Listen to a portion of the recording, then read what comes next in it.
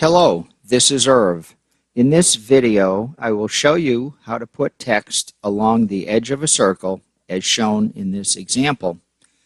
I'm new to Gimp and I'm using it to create the product label shown here. There are a lot of good videos on this topic, but I still got stuck a bunch of times. So now that I've figured it out, I'm going to share it in a very detailed way to help anyone who gets stuck like I did. First, it seems that Gimp may not be the best tool for this task and that Inkscape might be a lot better. However, I'm learning Gimp and this is one of the harder things to do, so it is a good learning experience. If you look at this example, you can learn a lot about how Gimp puts text along a path such as the edge of a circle. Gimp is not actually moving text to this position, but instead is simply painting an image of the text on the edge of the circle. After it is painted, you cannot edit it as text. Therefore, you could not change the font or size as you normally do with text. Understanding this will make it easier to see why this procedure is so complicated. Let's take a quick look at this example. And you can see from here we have text wrapped around the top and text wrapped around the bottom edges of the circle. And then we have text in the middle. You can see the text in the middle, which is this one, has a T next to it on the layer, and that means it's a text layer. However, if we looked on the text on the top, you just see it's just a regular layer. And that means that text is really just painted there. You can't select it like text and change the fonts and so on. You know, you have to treat it like any other painted image. And the same as the bottom. In my case, my final label will be 3 inches in diameter. However, I'm creating a much larger image that I will later reduce to print on a 3-inch circle. I found that this is required for clean-looking resolution of the final product. So let's get started. We'll erase anything that we have on the screen, and we'll start a new image with File and New. And I'm going to use the 800 by 600 and accept the defaults, which is going to give me a white background. First, we're going to add horizontal and vertical guidelines. We do that by going to the image, come down to guides, and then select the new guide by %. Now, sometimes you have to go to the very bottom of your screen and click on the icon because it gets hidden. We're going to first do a horizontal one at 50%, and then we'll try again. We'll click Image, Guides, New Guides by %, and again it gets hidden, so I have to click at the very bottom of my screen, and this time we'll set it to vertical. Now those guides will be needed to position our circles right in the middle of the screen. The next thing we're going to want to do is make sure that we have the path dockable enabled. So click on Windows, go to Dockable Dialogues, and click Paths. That'll make sure that it's over here on the right, and we'll be using the paths and the layers. We now have one layer that is named Background. We'll draw a big circle on it and fill it with a light gray, which will define our round label, but this step is optional. So we'll choose Ellipse. We'll put our crosshairs right in the middle of the screen and then hold down the mouse key. And now I'll hold down the Control and Shift keys. And as we go up, that will cause a circle to draw and it will be centered in the middle. So we get up all the way to the top. My y-axis goes to 0, and that's where I want it. Once we have it at 0, we just let go of the mouse first and then the keys second. Now we just want to fill this with a light gray, so we're going to come over and change our background color to a light gray. And then we're going to do our fill and fill it. Now we will create a new layer to hold the curved text, and we'll call it the top text layer. So come over to Layers, come down to New Layer, and we're just going to say, call it Top Text Layer. And it will be a transparent background, which is what we want. Click OK. Next, we're going to create a path so Gimp will know exactly where to place the curved text. We do this by making a Gimp selection of a circle. Gimp will center the text on this circle, so we will indent it about 20 points from the edge to make room for the text. So let's create our circle. We'll choose the ellipse. Again, go to the center with our crosshairs, and then hold down the mouse key. Then hold Control-Shift. And I'm going to come up until my y-axis says 20 pixels. And then I let go of the mouse first, let go of the keys second. Then we go to the Path dialog. And at the bottom of the Path dialog, we're going to find this one that has the dots over it, which is Selection to Path.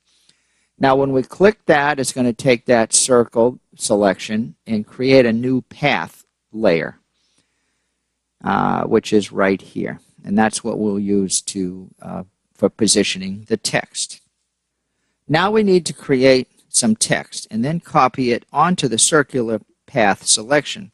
This is the hardest part to understand because we are not actually moving the original text, but just creating a detailed outline of it and then filling that with the foreground color.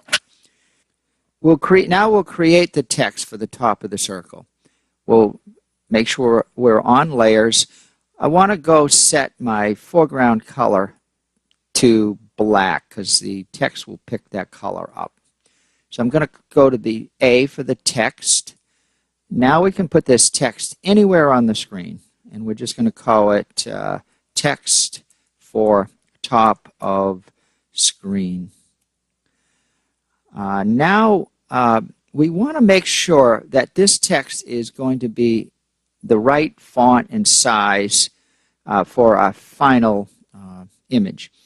The reason is it's really not, you really can't change this once you've put it along the path because it's not copying text there, it's just copying or it's creating an image there, which is then you cannot change fonts and sizes very easily, if at all. So now we have our text. Let's make it right around that size. So now we want to come over to the text that we just created and highlight that layer, right-click on it, and now we're going to put it along the path, text along the path. And what that will do is take a copy of this and just create an outline for it and put it on the path. So it puts it on this path over here, and that's where it is. Now over here, we can get rid of this text. We won't really need that top text for the screen, so I'm just going to totally get rid of that text for top of screen. I'm just going to delete it because I don't need that. Next, let's be sure that our foreground color is correct, which it is. And then we want to select the layer we're going to be putting this text onto, or this image. So that's the top layer. Then let's go over to the Path dialog. And we're going to come down and find this red square icon, which says Path to Selection. Now that's red text is the path, so we highlight it, make sure it's selected, which we can tell it's selected now because it turned a little bit black. Now what we want to do is come over and stroke black into it. So we're going to come over to next to the trash can and click on that. That'll bring up a thing to stroke black onto it, and we'll accept the defaults. We'll go ahead and do that. And now it actually put the black on there. And if we shut this off, and if we come over to our select and shut off all selections, we'll see that we just created this nice clean text. So now we'll come back over to our layers, and we can select our top layer. And now we're going to rotate that into position. So we'll come over to the rotate icon, click that. Now it's a good thing to note that under this transforms that what we're set for is the layer. So we're rotating the layer, we're not rotating the path. So what we'll do is just come down and click that, and it'll let us rotate it. So go ahead and rotate it, and click rotate. Now to line this up, it's helpful to come down with a guideline. Just go to the top and pull it down, and just split the difference, and then come back over to rotate. Click again, and this time you can bring it back a little. Rotate it, and that looks pretty good. To get rid of that guideline, you can click up here on Move, come down, make sure this is set to Pick Layer or Guide. Then when you get over that, it turns red and you can drag it off. So we've actually created the top text along the circle. So that's actually done. Now we're going to go ahead and create the bottom text. For the bottom text, we'll create a new layer, and we'll just call it bottom text layer. We also need to create the new text for the bottom, so we'll create that. We'll just, anywhere we want it, doesn't matter. Put it down here. Again, you want to get your fonts and everything set up just the way you want them. Now, I think the best thing to do is come over to these paths and get rid of this one up top, because we don't need that anymore. And now we're going to be, this selection we want set because we want to wrap around that. But the problem is that still has to be flipped, because otherwise our text will be upside down. So the way to do that is click on that selection, come over here to your flip icon, click that, and then a real tricky thing is remember to come down to affect the path and not the layers. So now we come over here and we want to click this once. I'm not sure there's any indication that it's flipped, but it just did flip. So now we can go back over to the layers, take the text for the bottom, and right-click on that, and we put that along the path. And there it is. It goes up along that circular path. Now we can shut off the other one. So now what we want to do is go over to the paths, and now we have a new path, which is this one, which is the outline of the text. It's not actually anything in there, it's just the outline. So we now come down to our square red box, which will select that. That will make the path into a Gimp selection, which it did. You can see the highlighting. Now we come down, it's still selected, and we'll come down to the paint along the path icon, which will let us do a stroke of 6 pixels, or whatever you want. We'll do the stroke. But it did not work, and the reason is we forgot to select the bottom text layer. So let's try that. Now let's come back again, highlight that, make sure it's selected, and now let's stroke it, and that's better. Now if we shut this off, we can see the text there, and if we come all the way over here to select and shut all selections off, you can now see text for the bottom of the screen. We can now get rid of this one. We don't want that one down there. Text for bottom of screen. Let's just get rid of that. And let's go ahead and let's, bottom of the screen, let's rotate that. So we grab that there, come over to the rotate tool, and just bring it right around to rotate it.